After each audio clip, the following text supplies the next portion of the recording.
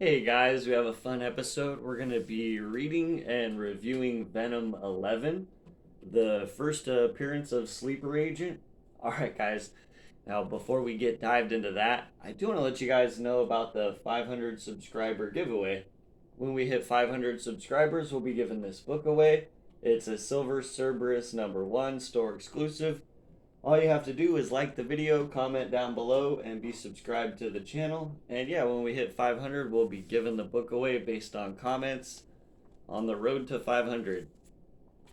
Now, as always, we have a couple things we have to go over before we get completely dived into the issue. First off, I do want to let you guys know we're going to be going heavy into spoilers, so if you don't want to be spoiled for Venom 11, that's your warning. Next off, we have to shout out the creative team because without a creative team, we wouldn't have the comic book, right, guys? So, first off, the writer on Venom 11 is Ram V. The pencils are done by Brian Hitch. The inks are done by Andrew Curry. And the colors are done by Alex Sinclair, with letters done by VC's Clayton Cowles. Now, there is a foreword. I'll go ahead and read that so you guys can get caught up if this is your first time checking out Venom. Now, it says years ago, Eddie Brock was a reporter whose career was ruined, and he contemplated ending his own life. But he found a kindred spirit, an extraterrestrial parasitic alien called a symbiote. The creature bonded to him, and the two were joined. Together, they are Venom.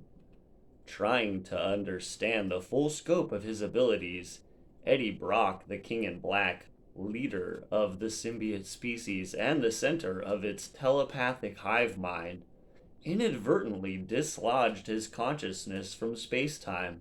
In the present day, the destruction of Eddie's physical body left his son Dylan alone. Dylan bonded to the Venom symbiote only to be ambushed and stabbed by a bloodthirsty symbiote called Bedlam. Eddie has watched helplessly from the Garden of Time, a symbiotic Eden inhabited by the Kings in Black, who will reign after him. Within the Garden of Time, Eddie uncovered a horrific truth. Bedlam and its master Meridius are inevitable future versions of Eddie himself. All right, and so as we saw in the last episode, basically Eddie Brock had stabbed Dylan, and Eddie Brock had came as Bedlam and stabbed Dylan, or like a future version of Eddie Brock, right? And so that's where we're at now, and Dylan is not killed by this, but he is actually hospitalized. We see, and there's some unscrupulous kind of doctors that seem to have him right now, and they're talking and with kind of their main muscle guy, and he says we found him like this, alone outside the biker bar, severed artery bleeding out. We might have gotten to him earlier, but the other symbiote sleeper slowed us down. We were prepared, of course, but we focused our attention on retrieving Venom. So we chose to let Sleeper go and pursue our primary objective instead. Whatever grand battle had been fought was done by the time we got to the scene. The bar was on fire and the boy was dying. And so that's kind of the catch us up to where we're at. Now this guy this doctor, like I said, he seems kind of unscrupulous, and he does reveal that it's just a husk of a body right now. There's no brain pattern or anything at all, right? He's and so then we go to kind of showing us a little bit of what happened from Venom's perspective, and we see that Venom wanted to help Dylan as Dylan was dying, and the best way that he thought he could help him was to actually have his consciousness bonded with him. And so now, like, Venom's the host, and Dylan's like a sort of symbiote. Um, and so then we see this super awesome 2-page spread, which reveals the fact or shows us Dylan inside what they end up calling Venom Space, I believe. It'll come up here in a second. So he's inside this Venom Space, right? And inside there, this is kind of from the mind of Dylan. He's thinking, scrambling down the harsh path, I realize even this alien world feels familiar. I have no idea how I got here, whether I've been here for ages or if it's only been seconds. But I know this place. The air, the jagged stone, like the memory of a name I've forgotten.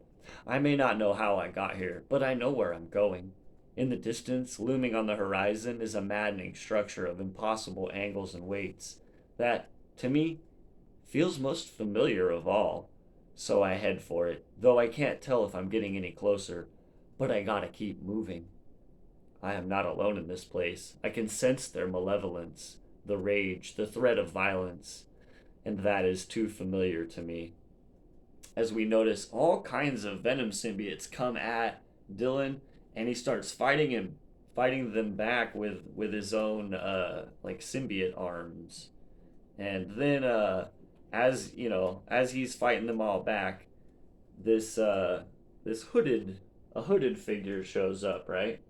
Just give you guys another example. It's kind of a really cool, awesome two-page spread there by Hitch and the rest of the art team. And so then this hooded figure, he comes up and he says, impulses, desires for rage and violence, fragments of hunger littered throughout this place. And so then it kind of goes, he says some more stuff, but nothing's too revealed there. And then we do go to Sleeper, who's kind of, you know, trailing the girl from earlier, um, and so he ends up catching up with her, and they have a little chat, and they agree to basically work on the same team to try to save Venom and Dylan, right? And Sleeper reveals that he has what he dons as a sleeper agent, if you will. And then we go to Hank Hensley, is his name, and he's kind of hanging out at this I want to say like a diner basically. So he's hanging out at a diner, having coffee, and maybe it's a bar. I'm not exactly sure. Yeah, it looks like they're having drinks. So he's hanging out. He's at the bar. He decides he's gonna leave, and as he's leaving, he kind of like sort of has a headache, starts stumbling. Some of the people in the bar think maybe he's just drunk. But then we get this voiceover again by Sleeper who says, but to save Dylan, we have no choice. The sleeper must awaken.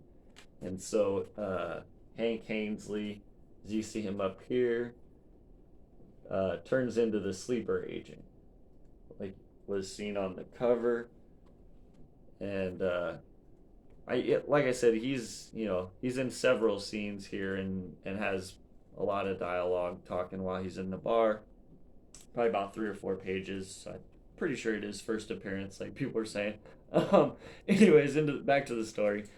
Um, and so he's on his way, right? But then we go back to inside Venom World, and the masked figure reveals himself to Dylan and it looks like Eddie, and so he calls him Dad.